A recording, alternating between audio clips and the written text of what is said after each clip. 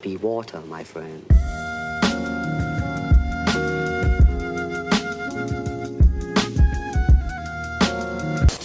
What's up, everyone? Thank you for coming back to Joe's Corner Interviews. I am here with APL Fisher, one of my icons I have looked up to for a while, so this is a big thing for me. How you doing, sir? I'm doing great. That's a very nice intro. And you got my name correct, too, which is not something that a lot, you didn't call me Apple. I mean, I can't tell you how often it's usually Apple Fisher or, people just think I'm obsessed with that fruit in particular, but I'm not. So I appreciate you getting it right. Yeah, what's up, guys? Happy to be here. I'm a Twitch streamer. Still do YouTube somewhat, but full-time Twitch streamer. Been doing it for going to be a little over 7+ years now, dude. I don't know. Oh yeah, it really has been, hasn't it? It's been a long time. Yeah, and yeah, I do like as far as like my stream, I do a variety of stuff. Definitely when it like multiplayer games, multiplayer shooters for the most part, but we also do single player stuff. I also have a weird fascination with FMV games, especially older school ones. Yeah, so yeah, that's kind of what's going on with me. So, how is everything over on your end? Because I know around that area, did you get hit by those hurricanes? We did. So actually, yeah, we had, I guess it was over a month ago now, but we actually live near a river. I'm actually in Pennsylvania, and so yeah, one of the weather systems, not the most recent one, but one of the weather systems from about a month ago, we got the river next to us flooded, and so we basically had to get out of Dodge. The river raised it was something like 22 feet or something like that. So that was the first time we've been here at this place in this apartment complex for like 4 years. And so it basically, it was like waist deep water on the first floor. So luckily we're on the second floor, so that was good. But anyway, there was a whole bunch of crazy stuff that went down. My fiance actually saved our car at the last minute because I was not fully paying attention to everything panning out. I'd never really been in a flood situation before. I don't know if you have. Maybe you have. Yeah, I've had to work it. It's yeah. Insane. And like how quickly it kind of progresses. So it was like, yeah. Okay, all right, it's at this, this feet. The river was like at 14 feet, and I was like, all right. They anticipated to rise like 16, and I was like, we'll be fine if it only does that much. But it kind of just kept going and beat all records, and so like 2 hours later, it was a situation where I'd already moved the car to like the highest point that I could in the apartment complex, and I was like, we'll probably be fine. I'll check on it after dinner. And basically a situation where it was not fine, and if my fiance had not gone out and moved the car and driven it through, I don't know, 5 feet of water to safety, it would have been totally flooded out. So we got pretty lucky on timing on that. But yeah, it kind of just destroyed like the entire first floor of all where we were. So yeah, that was with one of the weather systems. It hasn't happened like that here before. Well, it happened back in like 2013 or something, but that was before we were even here. So yeah, anyway, yeah, we had a weather system not that long ago, and then yeah, with the hurricanes and stuff going on, like what about you? Said, are you dealing with any of that stuff right now? So we've been lucky. Yeah. Last year was kind of hectic, and the year before that was even worse. I was 2 years ago, I was working 911 before I switched over to my current profession, and one of our towns got flooded. Like it was over houses. Like it got really bad, and we had like the rescue vehicles were getting flooded out, and they're like 15 or so feet above ground. Like it was a nightmare, man. A lot. I've experienced that from both ends. So. I can't even imagine, because that was, we had maybe, I don't know, 5, 6. Like, again, it seems like a lot because we're not used to that. But I was like, man, it really gave me perspective on, like, people going through floods like, like that you're talking about. I'm just like, it's got to be crazy. I can't even imagine. Yeah, we got really lucky that there was minor damage to the car. But, like, yeah. I mean, there was definitely cars that got washed out, and some other people lost some stuff. But in the grand scheme, it wasn't anything like that. So yeah, our community's kind of resilient. They bounce back real fast. But it was really interesting though. We had people from Jersey, Arizona, all this stuff coming down here to help, like do rescues and all that stuff. It was really interesting, but it was scary at the same time, because when you drive your little, I got a cruise. Well, you had to park my cruise on a super tall hill before it all happened, and they got pretty close to the top of that super tall hill. So I was sitting there worried in the office. I'm like, please don't flood my car. Please don't flood my car. Please don't flood my car. Yeah. Wow, dude, that sounds nutty. Yeah. It's been wild. I mean, 2020 in general, dude, with the weather systems that we've been getting, with, you know, all of the stuff going on politically, socioeconomically. Oh, it's just Dude, all it over just the doesn't place. stop. I feel like every day of the year, if you wake up and, you know, I have a bad habit of like being on Twitter and, you know, more than I should be, because I do like being able to see stuff as it happens. I think that's the reason I was like, why am I on Twitter so much? And I like to, you know, because it's both toxic and not helpful in a lot of ways, but it also, as far as like news sources though, as far as being able to be like, this is breaking right now and you can see footage of it or whatever, or, you know what I mean? And I think that's why I do it. But oh my god, sometimes you're just like, I just wake up and I'm like, I'm just not gonna check my phone today, or maybe till like noon. Let's give it till noon. Yeah, that's how I am. I'm just like, I don't feel like really turning over and looking at this. Maybe when I'm going out the door, I'll take a look, but not right now. You got it for your own mental health, man. Oh yeah, it's crazy. It's wild. So yeah, it's been. Have you seen the movie? Was it Cabin in the Woods?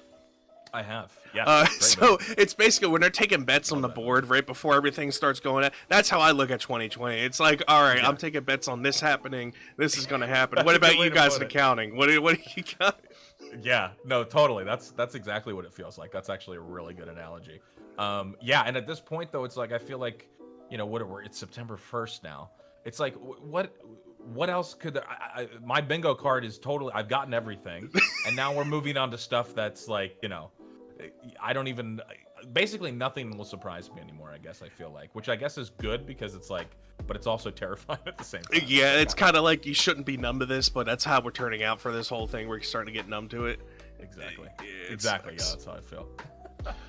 So I do have a question for you. I've always wanted to know, because how everyone gets into gaming is a different story. Like for me, it was my father came home one day with a Nintendo 64 and a PlayStation 1 and was like, well, I got both, so here, have at it. And then we would spend time playing like Super Mario, or we played like some tank games, and we played some other stuff on the PlayStation 1 and so on and so forth. And it was kind of like a bonding time between me and my father. So I was wondering how you got into gaming. Sure. Yeah. So, how I got into gaming was just out of pure will and force, because I grew up in a pretty conservative Christian family. My dad's still a pastor. My parents were missionaries, and we moved all over. And so video games were not something that were deemed inappropriate use of time, if that makes sense, growing up. And so my first memory with a video game is my dad had a 286 computer. I don't know how old you are, Joe, if you can even picture a 286. Maybe you can Google it, but we're talking Windows. I think it had DOS on it, and maybe Windows 3.1. I know what area you're disk, talking about. Yeah. 3.5. Yeah, I mean, you know, we're talking.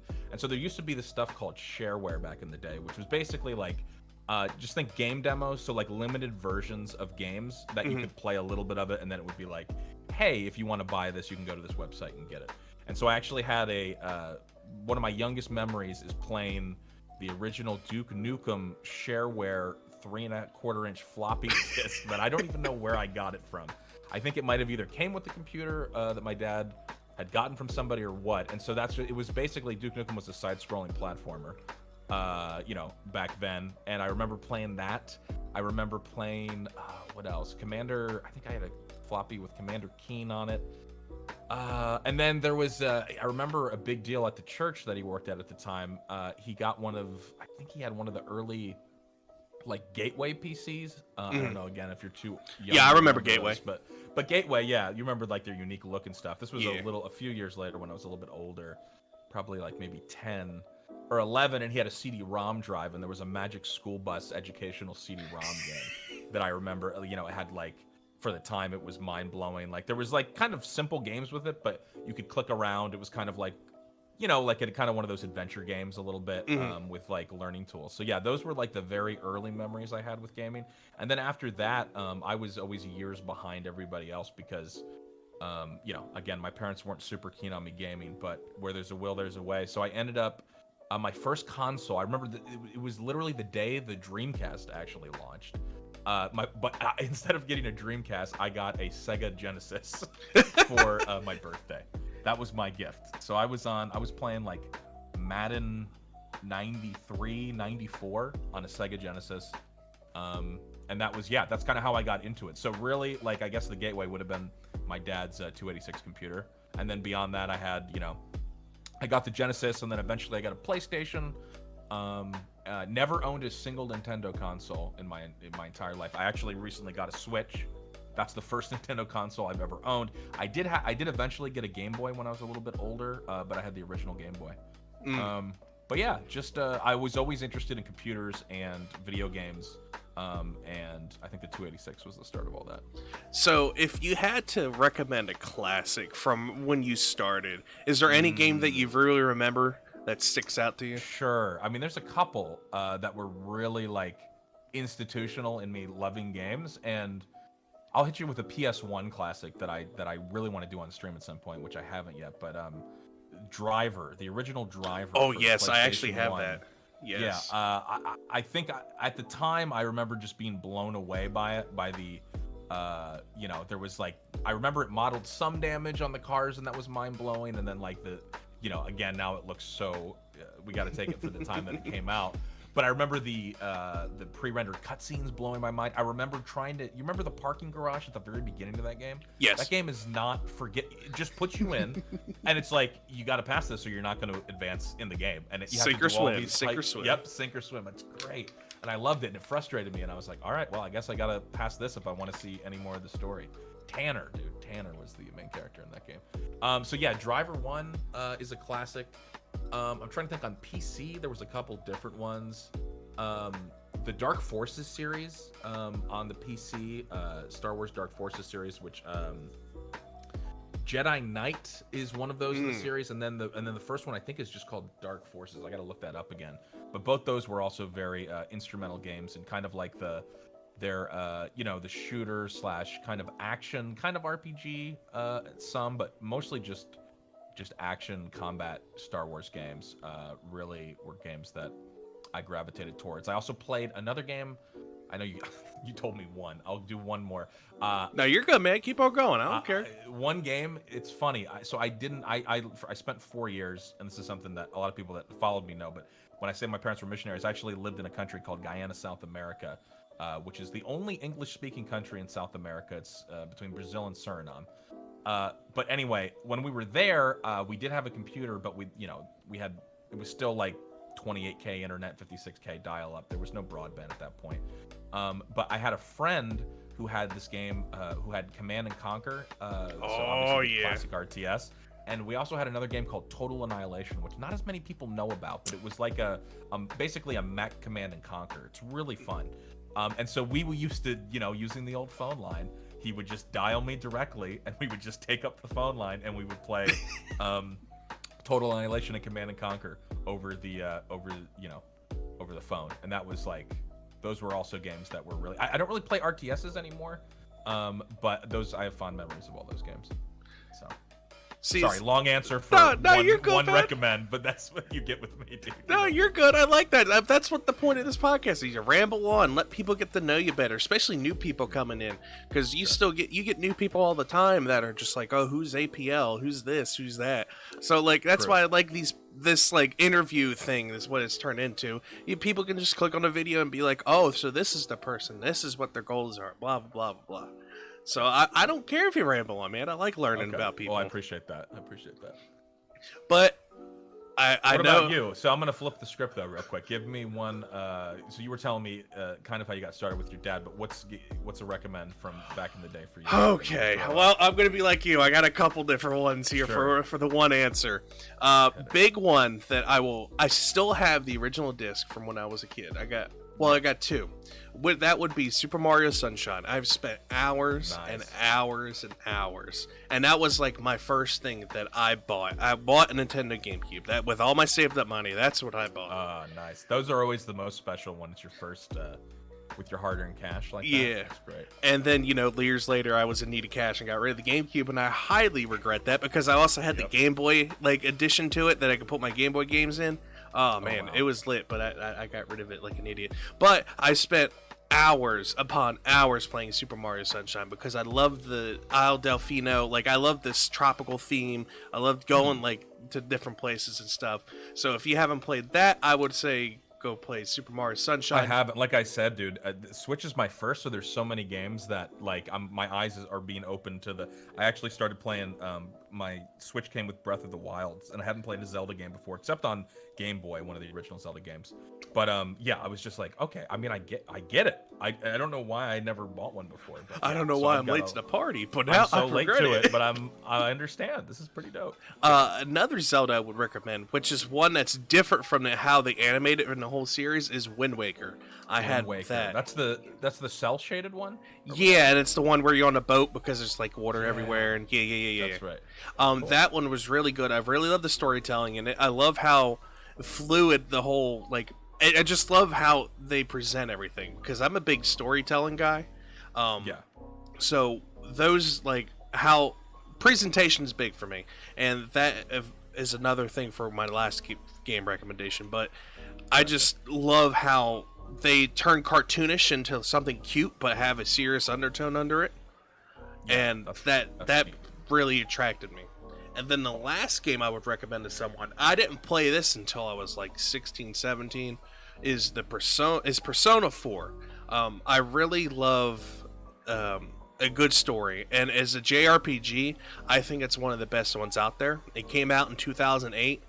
Okay. And it has like a serious undertone. It starts off, oh, you're this new transfer student moving to this like middle bumfuck nowhere place, blah blah blah blah blah.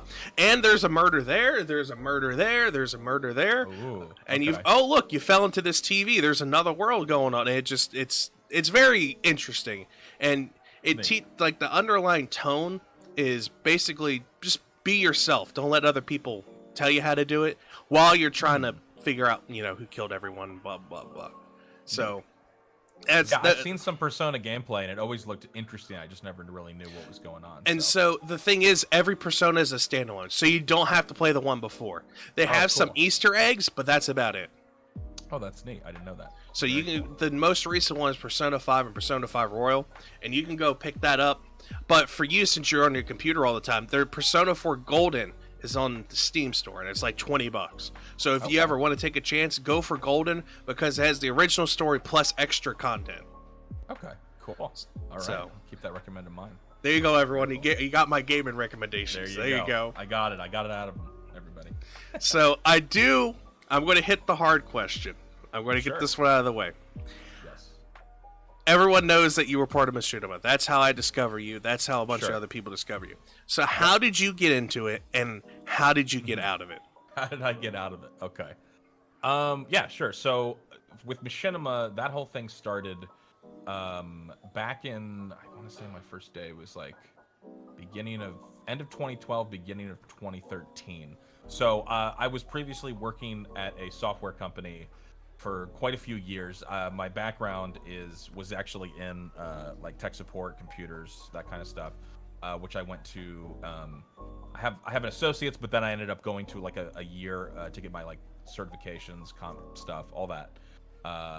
And I ended up at a pretty good company, making decent money, like kind of enjoying what I was doing. And it was around probably 2010 I started getting into YouTube more and more on the gaming side, and I was watching people like Blame Truth and Hutch, and the early gaming commentators. And that was also around the time where Call of Duty was really blowing up on there, and I was already playing Call of Duty, and I was like, wow, this is interesting. I like this format of like there's gameplay and then people are talking over it. That's really interesting. I could probably do that. It would be a good creative outlet, because I'm not, at work it's like I like my job, but I'm not exercising that creative muscle. And growing up, pretty much my only dream for a job was like, I just want to like I guess I wouldn't have been able to say it. I was like, I wanted to be an entertainer. I wanted to be either on TV or making stuff, and that's pretty much what I did as a kid. But you know how it goes, is like, life is life. And so I was like, didn't end up falling into that naturally. And I was like, I'll just do it as a hobby. So I started doing it as a hobby, and I had a lot of breaks along the way. My first video I ever made was just a no commentary gameplay on Modern Warfare 2. It was like sniping gameplay on sub base, and I don't think I commentate on it. And I remember I'd sent it to Hutch because I watched him a lot, and we had similar gameplay styles. Like, he liked to aggressively snipe, and I was like, I like to do the same. I don't really care about KD. I like to just try to do fun stuff in the game. And I don't know what it was that day. I guess he was looking at it was a YouTube inbox PM, and he saw it and he had watched it, and all he did was he just liked the video, right? And this was back in the old YouTube format. where if somebody liked a video, like everything in your feed, it like went into everybody's feed who followed them, and then Yeah. they could see it. And that video ended up kind of blowing up. And Hutch and I kind of struck up a friendship over that. And then he invited me to be on the first episode of a show called Camp Hutch that he was doing. This was around the time that he was getting recruited to actually go work at Machinima full time. Back in the day, he was waiting tables, just working different jobs, and this was also a hobby for him. But there really wasn't a lot in the making money side of gaming on YouTube yet because you couldn't monetize. There was a lot of stuff going on, unless you were a company like Machinima, which was allowing, they would upload your content, and then you get a cut of it. Anyway, so obviously Hutch was one of the biggest ones. And we struck up a friendship. We were talking for about a year or so beyond that. And then one of my friends, Hutch got a job, and then a couple other people did. And it ended up being a situation where they were looking for somebody to work on the live team, the Machinima live team, they were calling it, which you would know as YouTube Gaming, which has a live service now. And I had a couple friends there, and they were like, hey, my friend Dunkus, which some people may know from back in the day, he was like, would you be willing to move everything and come out and live in LA to, work on this team? And I was like, dude, I just gotten a promotion at work. I was in a situation where I was like really comfortable living, but I was like, in the back of my mind, I was like, dude, at the time I was single. I had nothing other than family holding me to where I was in Pennsylvania. And I was like, dude, this is what I'm passionate about. Like, I should just go for it. Like, I should just go. I'm not going to get another opportunity in my life that's going to be set up like this. And if I don't take it, I would forever regret it. So I remember, like, my parents knew I was really doing well at my current job, and I just got this raise and all this stuff. And it was like 2 weeks later that I'd accepted the new position at my job and got the raise. And then I had to go to my boss and be like, So about that. Yeah, so about that. I'm going to be taking, and it was a decent amount of a pay cut. It was like, I'm going to be moving out to LA to pursue my passion and taking a lot less money, but I just want you to know, like, they were really cool. Like, everyone I worked with, like, totally understood. They knew I was passionate about what I was doing. And my parents were really cool with it, too, that my dad, I remember, that was the biggest thing was, like, I'm moving across the country. I was in my early 20s at that point. So out of the house and living on my own, but I wasn't, like, out, like, where I wasn't going to be seeing them except a few times a year. And my dad always was like, listen, like, if this is what you want to pursue, if this is what you're passionate about, he's like, are you going to regret this if you don't do it? And I was like, yeah. So they were super supportive. So that's how I ended up working at Machinima. I did not go there originally to be on Respawn or any of that stuff. That was all happenstance. And right when I got there was when the Machinima ship was actually starting to sink. But nobody realized within the first... Oh man, it's wild. Within the first week of me getting there, my boss at the time told me that he was thinking about quitting to go to Red Bull. That was with the first week, by the way, that I was there. So I was like, nice. Dude, if my boss quits, I'm gonna be. I just did it. I was like, I'm gonna be screwed. Who knows what's gonna happen with this team? So anyway, that didn't happen, luckily, and he ended up staying. But there was a lot of like, people have talked ad nauseum about the fall of Machinima.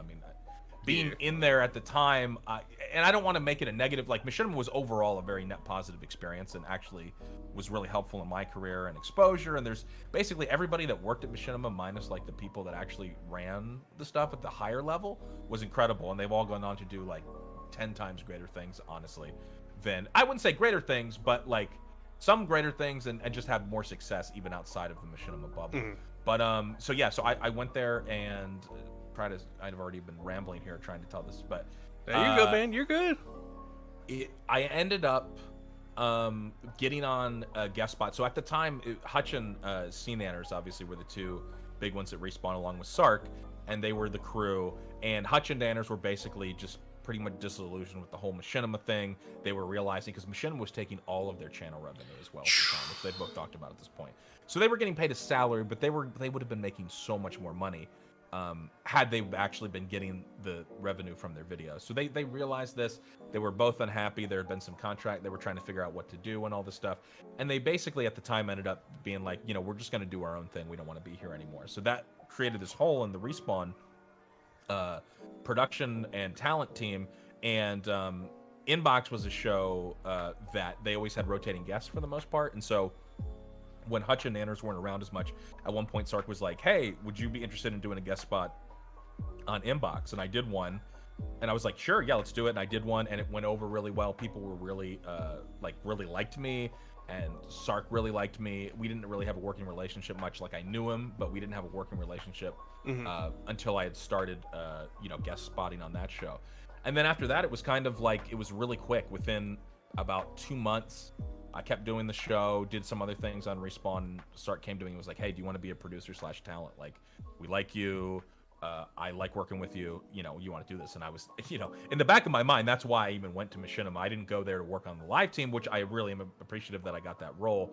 I always wanted to be, in front of the camera doing stuff, and and that's kind of what happened. And then from there, a bunch of other things happened, but that's kind of how I ended up at Machinima, and how I ended up in that final role, which was I was a producer/talent or whatever you want to say. Yeah. Okay. And I know there was a point.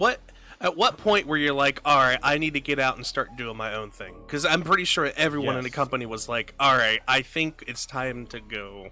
Yeah, the warning signs were there for a while. So Sark quit to do his own thing about. So I was there 3 years about. So maybe like a year and a half, almost 2 years in. After I was there, Sark had pretty much. He was just frustrated, and he had done everything he could to try to right the ship, so to speak. But it's just, again, there was a lot of stuff up at the top, that a lot of decisions that were just not outside of his control and our control. And anyway, so he decided to go do his own thing. So I was there for about almost a year after he was, and so we still did inbox, but he would just come in, and he was basically a contractor at that point. And then I made a bunch of shows, and we continued to shoot content.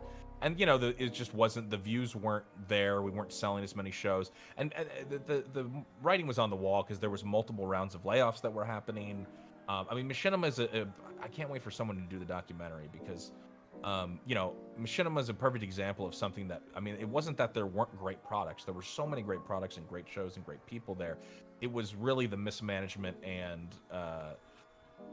God, there's just, anyway, I won't go down the rabbit hole, but while there was a lot of great stuff about it, there was a lot of things that you're just beating your head against the wall, being like, why are we setting stuff up this way? And so I kind of knew that was coming for a while, but at the same time, I was willing to kind of ride it out till the end. And that's eventually what ended up happening. Was on one of the more final round of layoffs, not the final round, but I would say maybe into the third round of layoffs, they actually ended up laying off the entire Respawn team, and basically Respawn just dissolved as an entity. And so there was my producer Swing, my producer Kunal, Mondo, who were great, Wood, who was the video editor at Respawn, myself. We were pretty much the final bit of the Respawn team that were there. And they just laid us off. They took us into a room one day and were like, hey, you guys aren't gonna have a job. I think it was that day. I think it was that day. They were like, starting today. And again, we weren't super surprised. I think a lot of us saw it coming. We just didn't know how bad it fully was, if that makes sense. And so then that's then started. I was able to collect unemployment for a little while, which kept me barely above the water. But the next year in LA, trying to survive as a freelancer with only a few gigs here and there, was definitely probably the most stressful year of my young adult life. There was many times where I was like, I think I'm not going to be able to pay rent. Just all that kind of, like the realities of like, when you get laid off from a gig and you're not finding work right away. And so, I basically, the next year after that, I just did some freelance gigs and survived and scraped by. I sold, like you said, you sold something when you needed money. I had like a nice guitar that I sold. I was doing everything. I was, finding the pennies behind the cushions in my apartment to put gas in my car, a couple dollars at a time. It was rough, but it was good. And then at some point, I wish I had done it a little bit earlier, but I had a Twitch channel during my Machinima time, and I didn't stream on it as much when I was working on the shows and doing all that kind of stuff. But I had it there, and I was partnered, and I was like, why don't I start? This was like about a year after I was just freelancing pretty much exclusively. I was like, why don't I start streaming on Twitch? Like, it's just there. Like, when I'm not doing another job, I might as well be doing this, because it's potentially a good revenue outlet, and it's also like it's something to do, and I could, who knows? And at the time, I got really lucky because Counter-Strike Global Offensive was kind of blowing up on the platform at the time, and that was a game Counter-Strike I've played for many, many years. All the variations of the game, and it was during kind of the whole case craze, which I don't know if you play Counter-Strike or have seen it, but you know how it works with you have the gun skins, and that was like kind of revolutionary with the whole loot boxes, crates, and cases and all that. And so I don't know. I just started building a following. I remember when I first started streaming, I had anywhere between 30 to 40 people initially, and then it just slowly kept growing. I threw in some single player games, and then soon I had a couple hundred subscribers, and then I had like 300, and then 400, and it just kind of kept building from that. And then basically after that, I kind of never looked back, and that just became, it kind of morphed into my full-time gig. But it was definitely a process. I would think it probably took, I think the first time I paid rent with my Twitch check, and I was like, oh, okay, I can do this. Like, this is sustainable. I can do this. Live. Like, I can live off of this. Yeah. Because then at the time I was still freelancing and doing other things. But then I was like, okay, this is definitely the sign that, like, just put your head forward and do it. And yeah, so that's how I ended up doing it after a year of kind of like, I always joke about, like, I wish I'd started sooner, which I think I still started. I still got really lucky at the time. I really dug my heels down and got into Twitch. But if I'd done it a year earlier, maybe I wouldn't have had such a year of fretting and being like, well, I'm going to be homeless maybe. But I think that also, you know, it's easy to have hindsight. Hindsight's 20/20. Oh yeah. And I think that was very formative for me too. It's gone a long way for me being like appreciative of what I have, and also feeling like yeah, again, just being really appreciative of where I am. So well, you answered my next question I was going to ask, because I was going to be like, so what made you want to do this full time? Blah blah blah. Well, you know, the struggle of money kind of does, you know, help a little bit. It does, yeah. But I don't want to make it sound like that was the only reason. I mean, I enjoyed streaming before that, and I did it during my Machinma Days when I was still like a producer and stuff there. But yeah, I've always, again, it comes back to the entertainment side. It comes back to the, I mean, I really do consider myself having the luckiest job in the world when it comes to Twitch streaming, because people will be like, well, what does it mean to be a Twitch streamer? I guess it depends on your channel, but for me, it's the opportunity to just go live, have a community of people that are down to kind of just do whatever we're going to do that day. It's like the way I described it, it's almost like a variety show in a way. It's like I have my own variety show. I go on. Yes, we have certain things planned at different times and all that, but really, like, the people that are there are just kind of down for whatever experience they're going to have that day. And that's like, growing up, I used to just make, I used to be shooting. I always had a VHS camera in my hand. I would be making skits, making music. And, you know, it's like, it's, when you're a Twitch streamer, you can kind of use all of those talents / throw stuff at the wall. Some stuff doesn't stick, some stuff does, but you get that immediate feedback. It really is, for somebody that's, I'm an extrovert and I'm a creative in that sense, and so it kind of scratches that itch. And then to be like, okay, I'm scratching the itch, and the itch also enables me to make a living doing it. It's kind of the best of both worlds. So yeah, I really do feel lucky. And I do have to say, you do have a very unique community. As one of those members, I will vouch to say it's a very unique community. Unique is a great way to put it.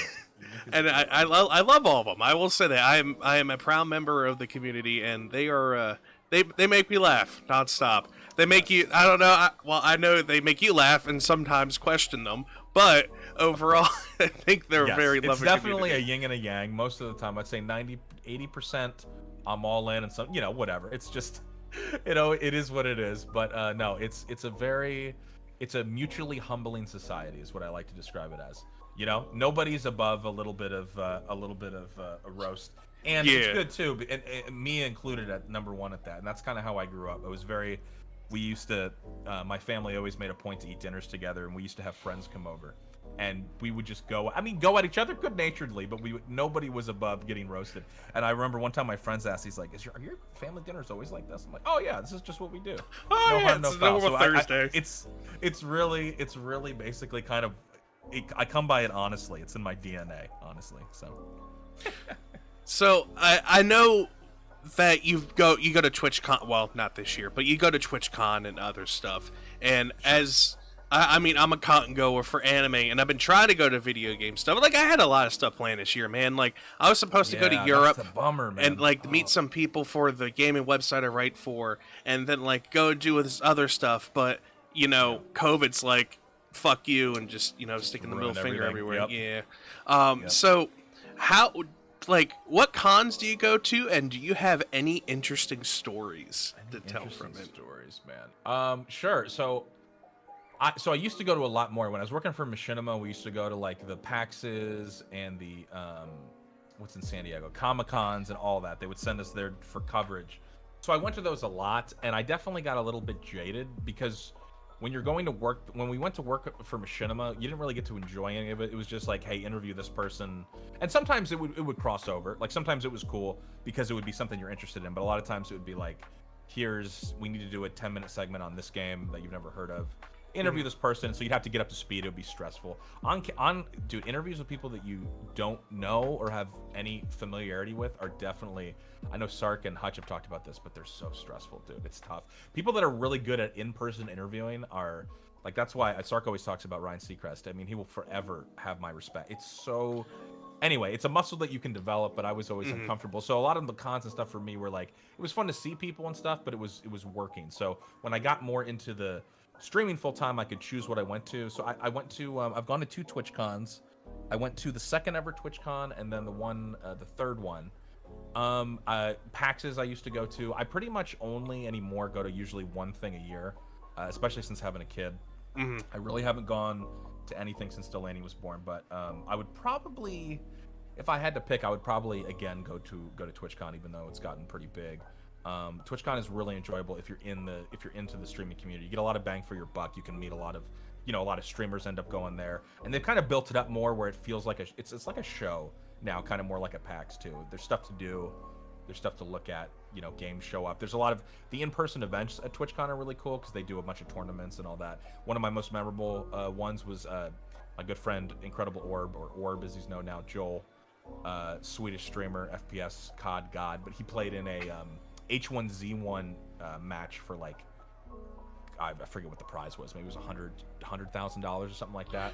And one of his big moments was killing Dr. Disrespect. I'll never forget that. That was like, we saw that in person. That was pretty hype because we're all rooting for him, and it was super cool. And then yeah, as far as con stories, I mean, I think for me, what I come away with is the like meeting up with my community there. The last TwitchCon I went to, which was 2017, I want to say. So it's been 3 years, but it was just awesome. I just hung out with my community pretty much the whole time. I think there was like 10 or 15 people there that ended up going, and like we went out to dinner, we went into various tournaments together. It was like the hangout time is real, and you feel like these people because they're already in your community, if that makes sense. And so there is no awkwardness. It's just kind of like we get there, it's like, hey dude, we're all the same as we are online for the most part. No one's fronting. And so that, I think that's for me probably the biggest bang for the buck, is like the hanging out with the community aspect. As far as stories go, I mean, I would say one of the funniest things that ever happened to me, I used to do, and I still do at the time, I do this show called The YouTube Game, where we try to find funny and weird YouTube videos by typing in a search term and searching the lowest viewed videos, and we go down a whole rabbit hole. And I mean, it was a show that like I used to do before Twitch even existed on Justin TV. And one of the cons, the first, I think it was a PAX, I was on an elevator, and I was going up the elevator, and my fiance, Tab at the time, was with me. And these 2 girls come running up the elevator, and they go, hey you. And I'm thinking they're going to say inbox. I'm thinking they're going to say, respawn, whatever. Yeah. They go, are you the guy from the YouTube Game? And I'm like, what? I never expected to get it's such an obscure thing to get recognized for. And then they wanted a picture and all that kind of stuff. It was really funny. So that was a funny kind of moment where I was just like, you guys know what you're talking, the YouTube Game that I do in Justin. Oh, they're like, yeah, we watch it every week. And so I thought that was pretty funny. That was good. Yeah. So anyway, what about you? So have you gone to anything as of yet, or is it more just trying to get there? Gaming convention wise, no, and I really want to. It's just nothing happens in North Carolina. There's like, I think it's like Level Up, I think it's called. Oh, but okay, that's I've heard of Level Up. Yeah, that's up in Raleigh, and every time I like think about it, I'm working or it's too late to take off, that kind of thing. Right. But I go to anime conventions, and I started a weekly podcast not too long ago, and that's one of the episodes, but I'll gladly tell us again. I've had a lot of weird stuff happen to me. Yes. So I mean, anime conventions, not to be, I don't want to, hey, listen, stereotypes aside, I feel like if weird stuff's going to happen, it's going to be there. Conventions make sense. It's going to be there. So the big story is there's one up in the Charlotte Concord area, which is like 3 hours from me. It's called Ichiban Con.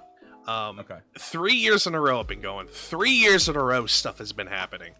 Okay. So the first year I was still working at Sheets, like we were talking about before we started recording. I got off at 11 o'clock at night. I was driving my Ford F-150 I had at the time. So it was a 3.5 hour trek. Just sat there listening to music, got going, stopped somewhere to get some gas, and then kept on going. About 5 minutes from the hotel, my buddy calls me. It's like 3 o'clock in the morning. He's like, hey, I'm just making sure you're still coming. That way, I'm kind of up so I can let you in the room, that kind of thing. I'm like, yeah, man, I'm about 5 minutes from the hotel, blah, blah, blah, blah, blah. We talk a couple more seconds. Like, all right, don't let anything happen. I'll see you in a couple minutes. And I was like, all right, nothing's going to happen. As soon as I click, like I hang up, I get a flat. Like, as soon as I hang up. No. So I'm like, all right, cool, that's fine. I got my tools, so on and so forth. Right. So I get out of the truck. It starts drizzling. I'm like, I can get this done in time, not a problem. I go and open my toolbox. I'm missing my tire iron. I don't know what happened to it. Someone took it out. I think my father had it, something, I don't know. It wasn't there. So I said, all right, screw this. So I call Highway Patrol. They're like, okay, we'll send someone out. So I'm sitting there waiting for him. I called my buddy up. I'm like, you jinxed me, blah, blah, blah, blah, blah. Get your ass over here. So he's waking up, getting over there. As I'm waiting, the rain starts getting heavier. I'm like, all right, cool. All right, I think I can do this. Highway Patrol shows up. It's an old man, like in his 50s, 60s, been doing it for a while. He's like, I hear you need help. I'm like, man, I just need the tire, and so on and so forth. At that time, my buddy rolls up. And then as soon as I grab the tire iron from the highway patrolman, it starts pouring cats and dogs, man. Like, I can't see in front of me. So I'm sitting here trying to change this tire. Someone took a drill and screwed them on real tight. So we're sitting here jumping on the tire iron. Nah, man. I look back at this old man. I'm like, I'll go buy one. I'll take care of it in the morning. So after that was the thing for the first con. My first con going to this like specific one. My first time going to this one. Yeah. So go to next year. I'm going with the same guy, and I'm bringing my best friend. It's his first time ever going to an anime convention. Mm-hmm. So we get there, and my other buddy, he's with me. I'm going to call him John in this case because he wants to stay, anonymous. But it's me and my buddy Sam. We show up with John. John's going to park in the car. So we get into our hotel room, and we go up to the elevator. And have you been to an anime convention? I haven't been to an anime one. Well, you know the stereotypes of people cross-dressing and all that stuff. Yeah. So we get into the elevator. It's me, Sam, an old man who is already kind of drunk, and then these two women in front of us. Okay. So we go up a couple floors, and we're sitting there talking, and the old man's like, "Hey, how you doing?" Blah blah blah. We're talking. The two women get out, and he goes, "So would you guys, We're like, "Well, man, you don't know around here because they might be a guy." And as our door opens, the guy goes, "Well, if they had a dick, I'd pretty much suck it." And then we walk out the door.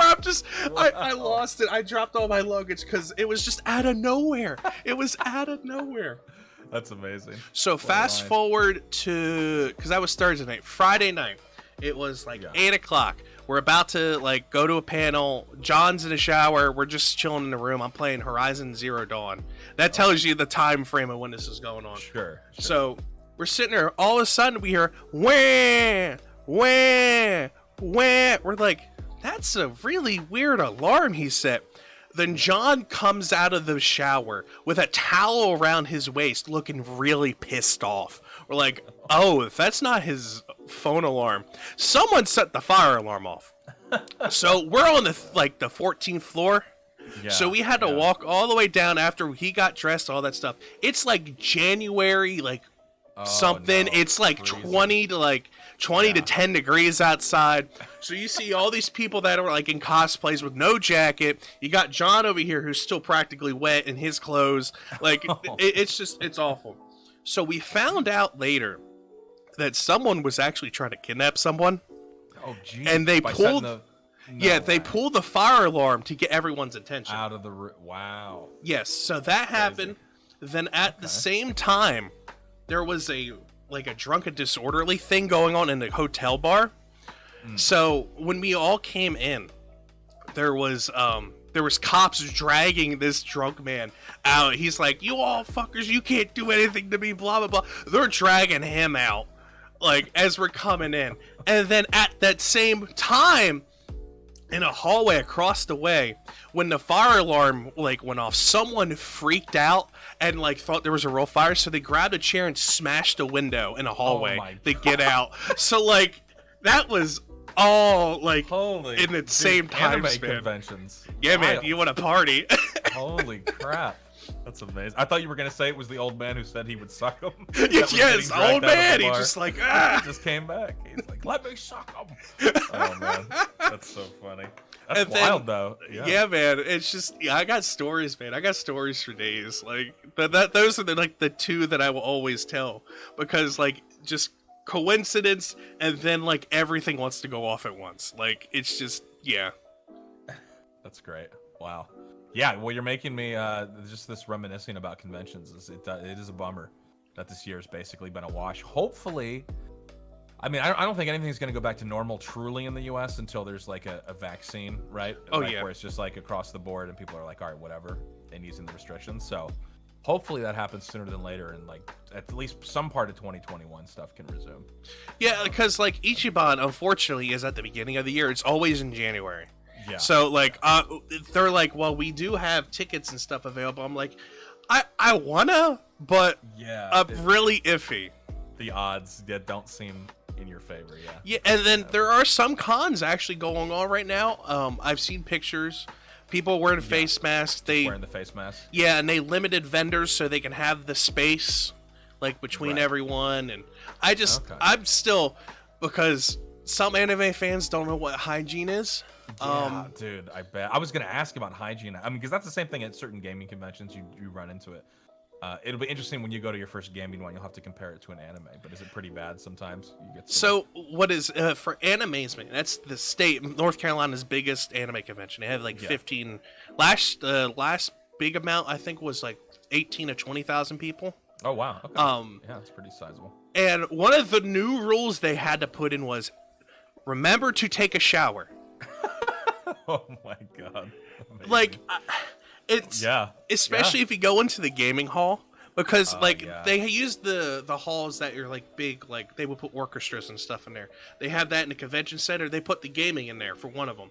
And like it's as soon as you walk in, man, just like hit with it, hit with the BO, hit with the stench. Like it's like ugh. Oh man. Wow. And it's like because you got the Smash players in there. You got the Street Fighter. You got all the fighting games.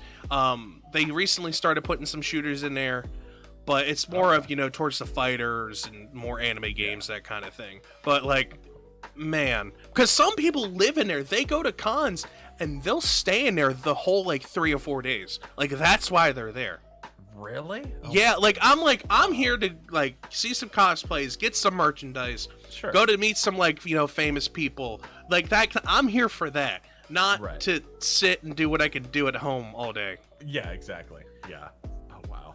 Okay. Well, maybe, I don't know. I'll have to bust my anime. I mean, honestly, I haven't ever really watched any anime. It's always something on my channel that people, but with the new Twitch watch parties, there's a bunch of anime available on Twitch Prime. And so where it like syncs up your chat with it. So I was like, man, I gotta choose an anime. And do you have? I mean, you would be the one to go. So what would be a good gateway or starter one? What do you on regular TV? What do you watch? Do you watch like drama? Do you watch like cop shows? Do you? Yeah, I would say it depends. Like on normal stuff, yeah, I like sci-fi. I like drama. I like true crime stuff. Like that. Do you like you like DC and stuff, right? Like, yeah, I mean, yeah. I'm whatever on superhero stuff, but I mean, there's certain ones I like. Yeah. I'm trying to think. I think a good one you could get into. It's from the '90s, and it's my one of my top all-time favorites. Okay. I'm not sure what's on there because I've been interested in a watch party, but I'm like, I don't think I'm big enough to do the watch party because, like, it's just my own like thing. But oh yeah, I don't know. I don't know if it's partner only if they're gonna start rolling it out more. But yeah, it's kind of still new. But you can also do it through Discord too. Sorry, go ahead. No, you're fine. Cowboy Bebop. It came out in '96. Okay, definitely have heard of it. It's like a space western, and it has like a jazz theme to it, which I really like that kind of stuff. And it's like super like I won't say it's like it's adult themed, and like how they present stuff, and like there's guns, drugs, and like drinking and stuff. But it's basically about these vigilantes who go around and fight for to go get bounties and like make ends meet. Okay. and Cool. like there's comedy in it, and it's one of the few ones because in the anime community there's a thing sub versus dub, and which I find the whole thing stupid, but Yeah. it's one of the few ones where I say the dub's better than the sub, the original like voice acting. Right. Okay. Wow. Yeah. That does sound rare. That it would be. Okay. If Cool. you want something more of the more common day mainstream stuff, I would say My Hero, which is basically like bringing Marvel and DC into like the anime world because it's about superpowers, superhero, like trying to become superheroes, and there's a lot of action and stuff in it. Right. Okay. And then like I can recommend a bunch of other ones, but I'm trying to like start. Yeah, try to that's give you good. some No, I easy need like the ones. base level of ones that would just be a good introduction, and then I could get if I like those, which I'm sure I would. Like, it's not a matter of like disliking anime without having. It's just like I just haven't ever taken the time to watch one. But Oh yeah, like for me, it was I grew up so like you know how there's Adult Swim and Cartoon Network and stuff, right? Yeah. So like I'd stay up, I wake up early to watch like Inuyasha or stuff like that came on like 4 or 5 o'clock in the morning. Mm-hmm. Right. And like I did that when I was younger, but I really didn't stay with it until I got into high school, like my junior year. I mean, I watched Pokemon, I watched Yu-Gi-Oh, I watched Dragon Ball, I did all that stuff. That'd be another one for you if you just want like some straight action with some good story. Dragon Ball would be a good one. Okay. Cool. But my friends were like, hey, this is coming out, Sword Art Online, which is like basically these people get trapped in a video game, like it's VR, like full on, like full body senses, like it could pick up like every movement, you could feel everything like in a video game, and it's like the first day of launch on this game. Well, like 10, I think, like I forget what the exact number is, but I think like 50,000 people go in on the Japanese server, and they get stuck in the game. Basically, it's fight for your life. If you die in the game, you die in real life. Oh my goodness. And okay. that's the term that was coined called isekai, which is kind of like in there, but it's more of just staying in, like being stuck in a video game. And like it goes through a lot of things like, okay, PK killers, like player killers, are actually turning into murderers. Okay, we can try and band together and beat these like level bosses, because the guy's like, if you get to the 100th floor, you got to start from 1 to 100.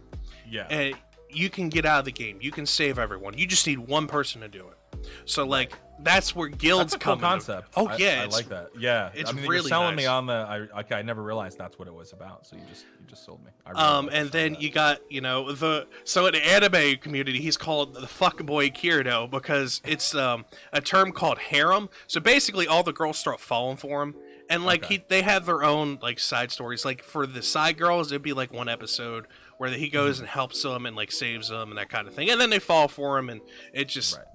We call him the fuck boy is essentially what he's like. He's always desired, pretty much. He's by everybody. Yeah, and he only wants one person, and but everyone else wants him. Like, yeah, it's just Gotcha. But that was coming out, and Kuroko no Basket, which is like a basketball anime, which basically there's these people when they were playing in middle school, they developed these like extraordinary skills, which could be almost superpowers, but like they're just really good. And they were called Generation Miracles, and when they got to high school, they all went to different high schools.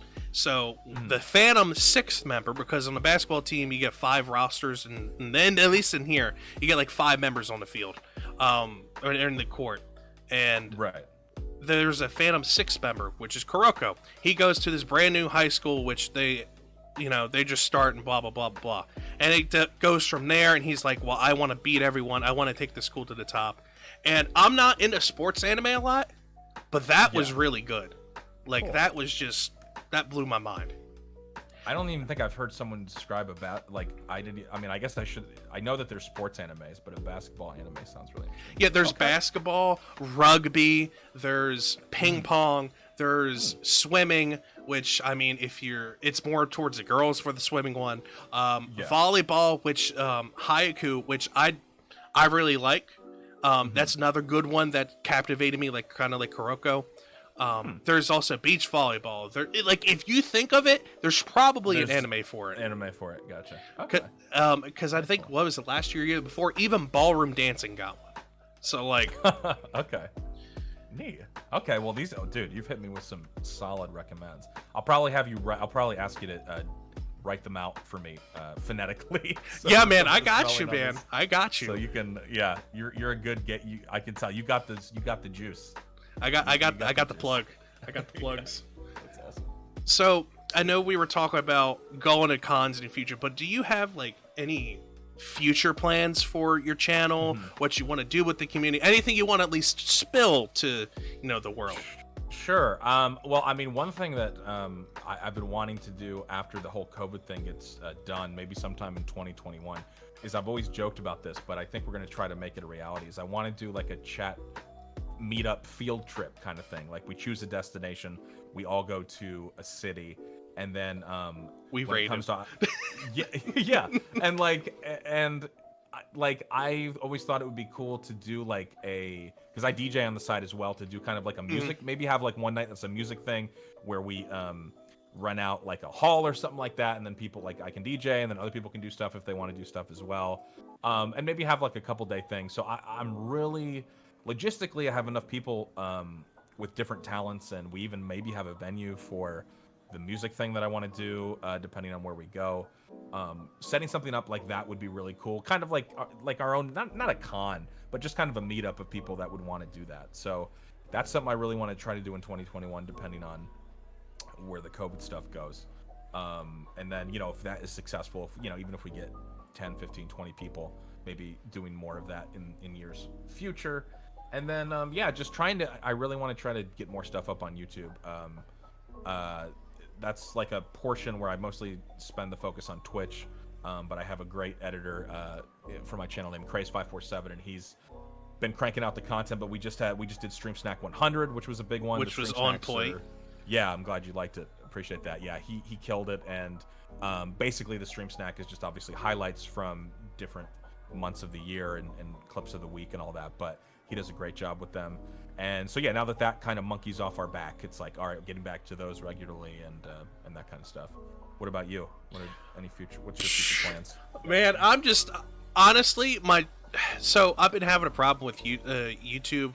Like, if you look up Joe Schmmo, it pulls up these weird, like insane, like, asylum folder things. Like, it's really weird.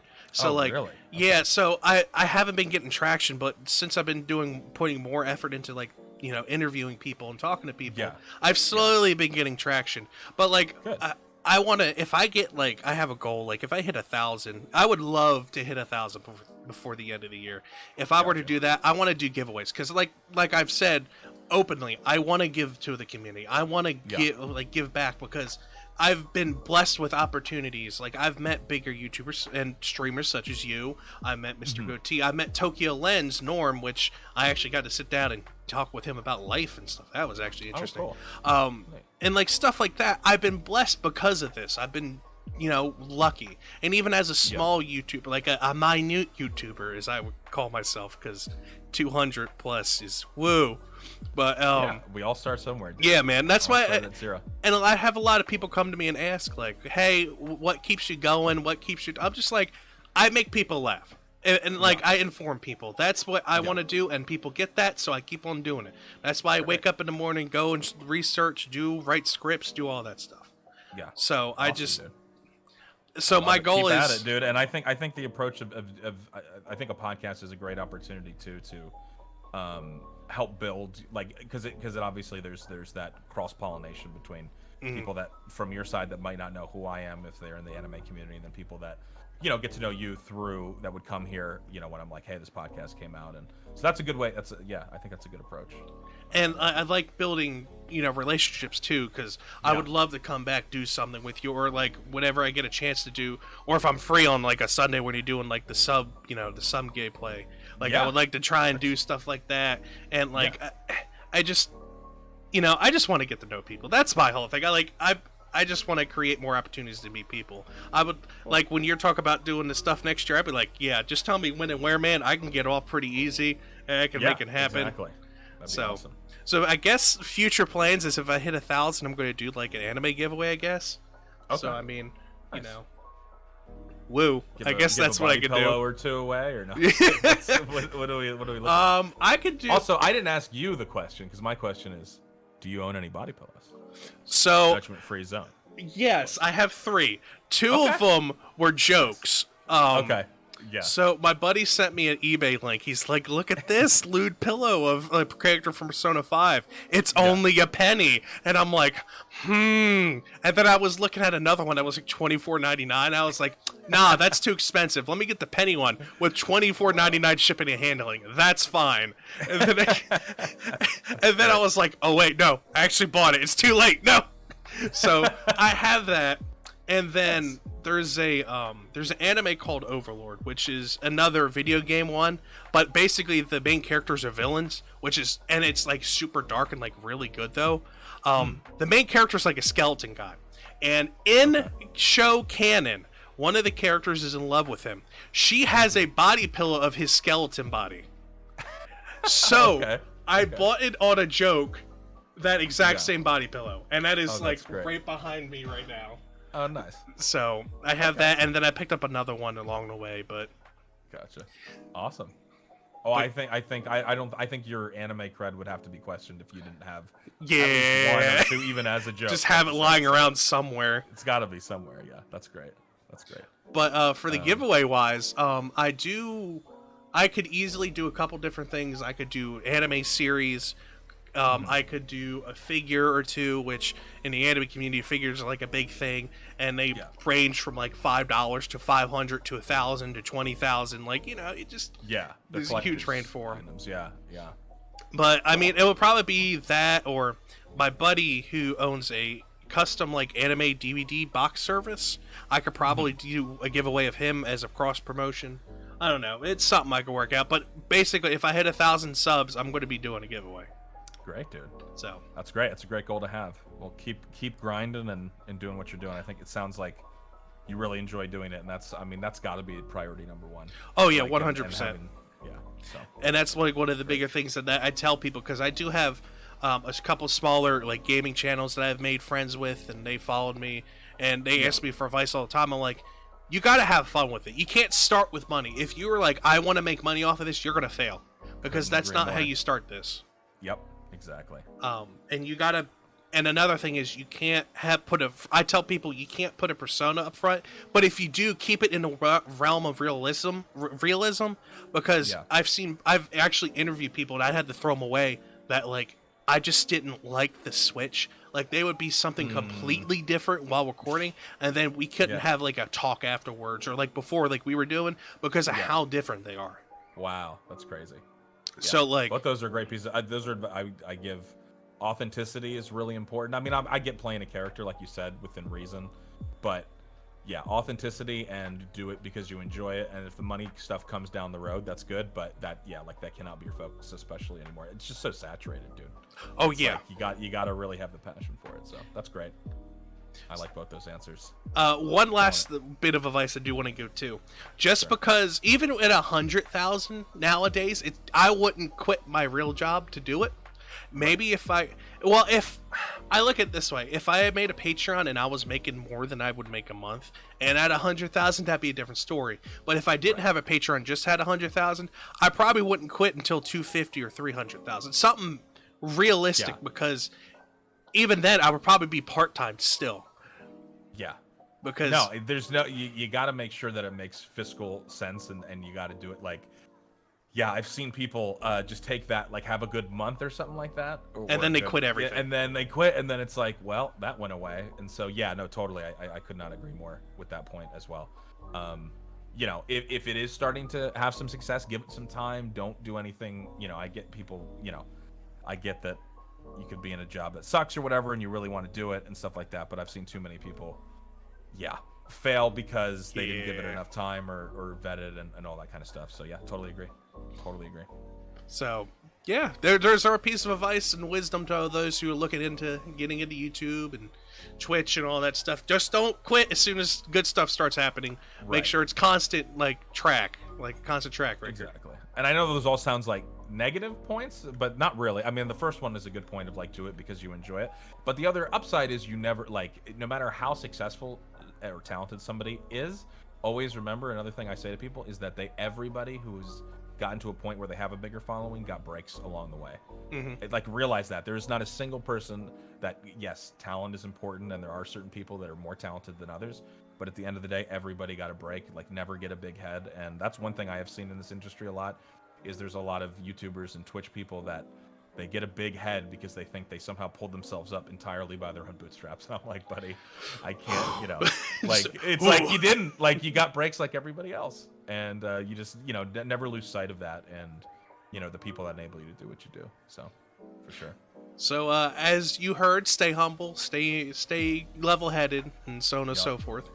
But, do you have and if any? you don't, your community will make sure that you do. So. Oh yeah, I've seen that. I've seen that plenty of times too.